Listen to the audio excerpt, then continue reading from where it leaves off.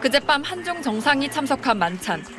이재명 대통령과 시진핑 주석에게 박진영 대중문화교류위원장이 무언가 설명하는 듯한 모습입니다. 박 위원장은 SNS에 이 사진을 올리며 대중문화를 통해 한중 양국 국민이 더 가까워지길 기원한다고 적었습니다.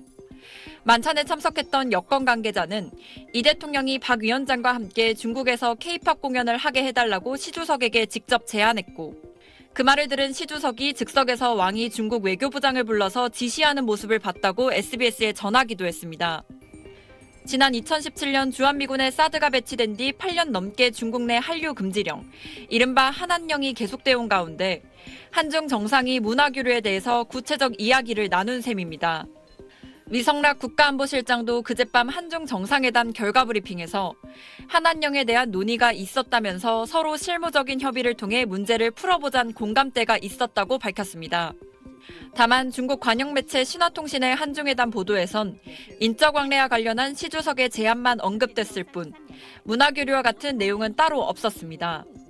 박 위원장의 대중문화교류위도 시 주석과 박 위원장에 대한은 원론적 수준의 덕담이었다며 과도한 해석은 성급하다는 내용의 보도자료를 냈습니다.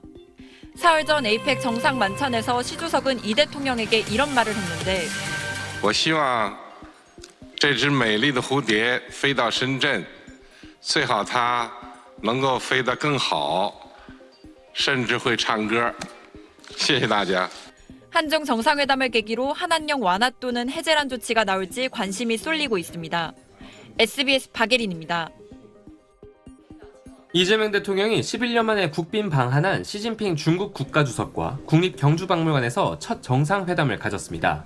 이 대통령과 시 주석은 한국과 중국이 서로에게 갖는 지리적, 경제적 중요성을 강조하고 호의적 협력관계 구축과 안정적 발전 추진이 필요하다는 데에 뜻을 같이 했습니다. 이 대통령은 특히 최근 중국과 북한의 고위급 교류가 활발히 진행되는 상황이 북한과 대화를 이끌 수 있는 긍정적 요인이라고 말했습니다. 북한과의 대화 재개를 위해 한중 양국이 전략적 소통을 강화해 나가기를 기대합니다. 시 주석은 북한을 직접적으로 언급하지 않으면서도 지역 평화란 표현을 통해 답했습니다. 为地区和平与发展提供更多正能量。 대통령실은 이번 정상회담으로 한중 관계를 전면적으로 복원하는 성과가 있었다고 밝혔습니다. 또 중국 관영 매체 신화통신의 한중 정상회담 보도에는 없었던 한반도 비핵화 문제 등 민감한 현안에 대해서도 논의가 있었다고 설명했습니다. 이 대통령께서 우리 정부의 비핵화 및 평화 실현 구상을 소개하고 시 주석도 한반도 문제 해결과 한반도 평화 안정을 위한 노력을 지속하겠다고 화답하였습니다. 중국 정부의 하나오션 제재와 한류 금지령, 즉 한한령 문제, 서해 잠정조치 수역 내 중국 구조물 문제 등에 대해 대부분 논의가 이루어졌고, 구체적인 결론이 나온 건 아니지만 한중 간 상호 소통과 실무 협의를 통해 문제를 풀어보자는 공감대를 이뤘다는 게 대통령실 설명입니다. 시 주석과의 회담을 끝으로 이 대통령은 에이펙 기간 정상외교 슈퍼위크를 마무리했습니다. 경주에서 SBS 강민우입니다. 난 그냥 네가 너무 어려워. 내가 너를 잘 모르겠어. 열흘 전 개봉한 영화 세계의 주인입니다.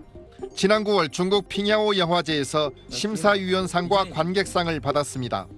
중국의 배급사에 판매돼 현재 개봉도 앞두고 있습니다. 중국 진출을 위해 필수적인 당국의 허가를 받은 겁니다. 한한령을 뚫기는 했지만 중국이 한한령을 완화하는 신호로 해석하기는 어렵습니다. 한한령이 풀릴 듯하다가 다시 막히는 일이 반복되고 있기 때문입니다.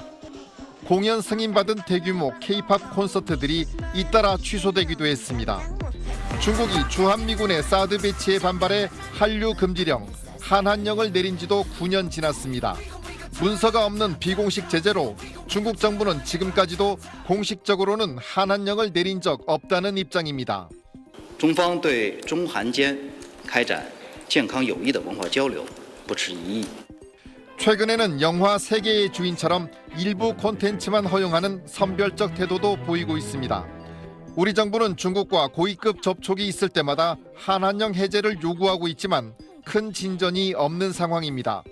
이재명 대통령 특사단장으로 지난 8월 중국을 방문했던 박병석 전 국회의장은 넘어야 할 벽, 건너야 할 강이 있다는 판단을 했다고 말했습니다. 문화를 통해서 서로가 공통점을 발견해가는 것이 중요하다는 역점적 강조를 했지만 역시 건너야 할 강과 높은 산이 있다는 것을 실감했습니다.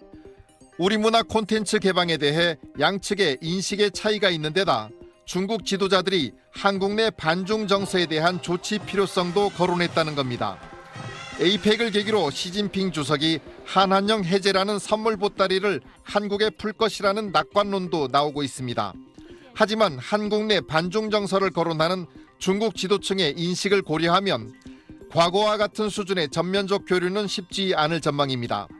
또 한중 정상이 한한령 해제의 의견 접근을 보더라도 공식 발표하지 않을 가능성이 큽니다. SBS 김인표입니다.